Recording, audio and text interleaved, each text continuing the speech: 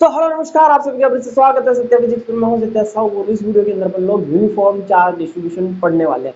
और इसी uniform charge distribution को आप लोग कॉन्टिन्यूअस चार्ज डिस्ट्रीब्यूशन के नाम से भी जानते हैं। दोनों एक ही चीज होती है, अलग अलग चीज नहीं होती। तो आप में से मैक्सिमम लोगों का यह सवाल होगा कि पहले अपन लोग जब चार्ज की प्रॉपर्टी पढ़ते हैं तो क्या पढ़ते हैं कि चार्ज क्वांटाइज्ड होता है। जब भी चार्ज डिस्ट्रीब्यूट होता है तो क्वांटम के रूप में डिस्ट्रीब्यूट होता है, क्वांटा बनते हैं, छोटे छोटे पैकेट्स बनते हैं, उनके रूप में डिस्ट्रीब्यूट होता है। और एक चार्ज के छोटे से पैकेट की जो वैल्यू होती है, उसकी मिनिमम वैल्यू होती है, वो एक इलेक्ट्रॉन पे चार्ज के बराबर होती है। लेकिन आप यहाँ पर अपन लोग पढ़ने वाले हैं कि चार्ज क्वांटाइज ना होकर यूनिफॉर्मली डिस्ट्रीब्यूट होता है। ठीक है, कैसे पढ़ेंगे इसको, एक एग्जांपल समझते हैं।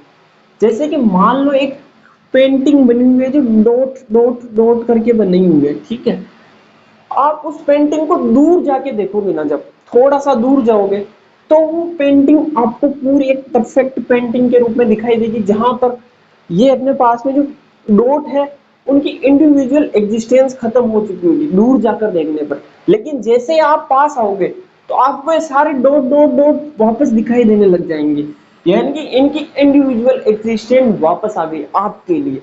ऐसा कब होता है? जब आप मैक्सिमम टाइम इंस्टाग्राम पे देखते होंगे, रील्स आती है जिसके अंदर किसी की वो क्यूब आता है, उसके कलर्स को जोड़ के फिर किसी की पेंटिंग बनाई जाती है।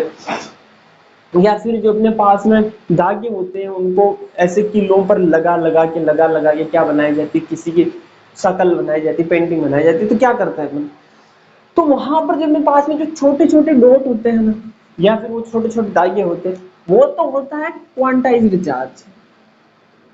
ठीक है, छोटा छोटा होता है, पास में जाके देखोगे तो चार्ज कैसा दिखाएगा, क्वांटाइज्ड दिखाई देगा। लेकिन उसी चार्ज को अगर आप किसी बड़ी चीज पर फैला दो, किसी बड़ी सरफेस पे फैला दो, और फिर उसको दूर जाके देखो कहीं, तो वो चीज चार्ज आपको उस सरफेस पर फैला हुआ दिखाई देगा। वो क्वांटाइज्ड ना होकर आपको कैसा दिखाई देगा, यूनिफॉर्मली डिस्ट्रीब्यूट दिखाई देगा। इसीलिए अपन किसी बड़ी चीज पर कोई जो चार्ज देते हैं उसको कैसा मानते हैं, यूनिफॉर्मली डिस्ट्रीब्यूट मानते हैं। तो अब अपने पास में जो चार्ज का यूनिफॉर्म डिस्ट्रीब्यूशन होता है, तीन तरीके से हो सकता है। पहला आता है लीनियर चार्ज डिस्ट्रीब्यूशन, दूसरा आता है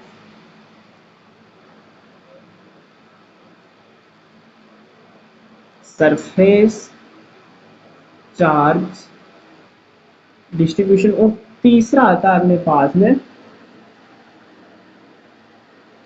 वॉल्यूम चार्ज डिस्ट्रीब्यूशन। आप जब अपने पास में कोई चार्ज होगा उसको कितने टाइप से डिस्ट्रीब्यूट कर सकते हो, तो तीन तरीके से डिस्ट्रीब्यूट कर सकते हो। अपने पास में कोई ऑब्जेक्ट है, लीनियर है। ठीक है, लीनियर यानी कि क्या बोल सकते हो उसको, वन डायमेंशनल ऑब्जेक्ट है।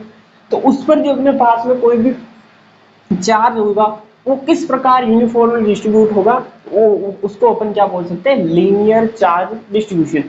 अगर अपने पास में कोई शीट है, ठीक है, या फिर कोई ऐसी मेटलिक बॉडी है अपने पास में, आप लोगों ने पढ़ रखा होगा कि मेटल के ऊपर या फिर कंडक्टर के ऊपर जो चार्ज होता है हमेशा सरफेस पर ही फैलता, उसके वॉल्यूम के अंदर नहीं जाता। तो या तो आप कोई शीट ले लो या फिर कोई मेटलिक बॉडी ले लो, तो उस पर जो आप दोगे चार्ज वो कहां पर चला जाएगा, उसके सरफेस पर चला जाएगा। यानी कि यहाँ पर जो डिस्ट्रीब्यूशन होगा चार्ज का वो कैसा होगा, सरफेस चार्ज डिस्ट्रीब्यूशन होगा।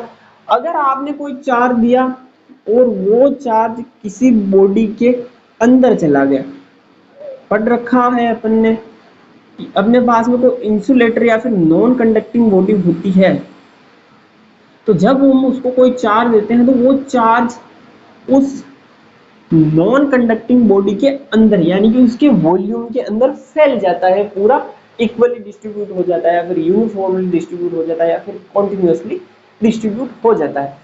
तो जब अपन ने कोई चार्ज किसी लीनियर ऑब्जेक्ट को दिया, लीनियर ऑब्जेक्ट यानी कि अपने पास में आइडियल लीनियर ऑब्जेक्ट तो कोई होता नहीं है। अपन क्या मान के चलते हैं, यहाँ पर एक वायर मान सकते हैं, कोई थ्रेड मान सकते हैं अपन, यहाँ पर अपने पास में कोई सरफेस मान लो, सरफेस तो बहुत सारी मिल जाएगी।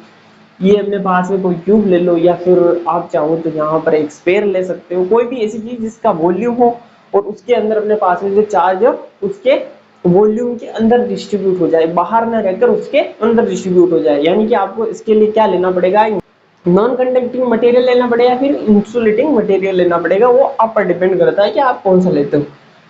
तो जब आपने चार्ज दिया और वो किसी लीनियर ऑब्जेक्ट पर इक्वली डिस्ट्रीब्यूट हो जाए, वो क्या कहलाएगा अपने पास में, लीनियर चार्ज डिस्ट्रीब्यूशन। आपने चार्ज दिया और वो सरफेस पर इक्वली डिस्ट्रीब्यूट हो जाए तो उसको क्या बोलेंगे अपन, सरफेस चार्ज डिस्ट्रीब्यूशन। और अगर आपने कोई चार्ज दिया और ऑब्जेक्ट के वॉल्यूम के अंदर इक्वली डिस्ट्रीब्यूट हो जाए तो उसको क्या बोलेंगे अपन, वॉल्यूम चार्ज डिस्ट्रीब्यूशन।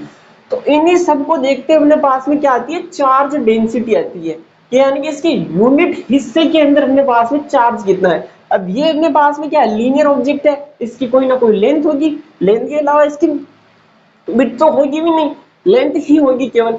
तो इसके लेंथ के यूनिट पार्ट के अंदर अपने पास में कितना चार्ज है, वो इसकी चार्ज डेंसिटी हो जाएगी। इसके यूनिट एरिया के अंदर कितना चार्ज है, वो इस पे क्या हो जाएगी, चार्ज डेंसिटी हो जाएगी। और इसके यूनिट वॉल्यूम के अंदर कितनी चार्ज है अपने पास में, वो क्या हो जाएगी, इसकी चार्ज डेंसिटी हो जाएगी। यानी कि पहला अपने पास में जो लीनियर ऑब्जेक्ट के लिए आप जो निकालोगे चार्ज डेंसिटी, वो क्या कहलाएगी अपने, linear charge density, linear charge density. इसको अपन बताते हैं लेमडा से। लेमडा बराबर होता है अपने पास में क्यू बाई एल। जहां पर ये क्यू है, अपने पास में कोई भी लीनियर ऑब्जेक्ट है उस पर टोटल चार्ज है, टोटल चार्ज। और ये अपने पास में एल है, ये लीनियर ऑब्जेक्ट है अपने पास में, उसकी लेंथ है, टोटल लेंथ। कितनी लेंथ का अपने पास में जो लीनियर ऑब्जेक्ट है उसकी अपन लेंथ लिख देंगे यहाँ पर। यानी कि चार्ज जो उस पूरी लीनियर ऑब्जेक्ट के ऊपर मौजूद है उसको डिवाइड करेंगे अपन total length of linear object, तो अपने पास में क्या आ जाएगा, लीनियर चार्ज डेंसिटी। यानी कि यूनिट लेंथ के अंदर अपने पास में जो चार्ज होगा वो क्या होगा, लीनियर चार्ज डेंसिटी। फिर दूसरा आता है अपने पास में सरफेस चार्ज डिस्ट्रीब्यूशन। इसके लिए भी अपने पास में चार्ज डेंसिटी होगी, लेकिन क्या होगा, सरफेस चार्ज डेंसिटी को अपन सिग्मा से दिखाते हैं। और इसके अंदर जो अपने पास में चार्ज है इसके अंदर इक्वली डिस्ट्रीब्यूट होगा, तो इसके पूरे सरफेस एरिया के अंदर डिस्ट्रीब्यूट होगा। तो यहाँ पर क्या बोल सकते हो, चार्ज पर यूनिट एरिया क्या होता है अपने पास में, सरफेस चार्ज डेंसिटी होती है।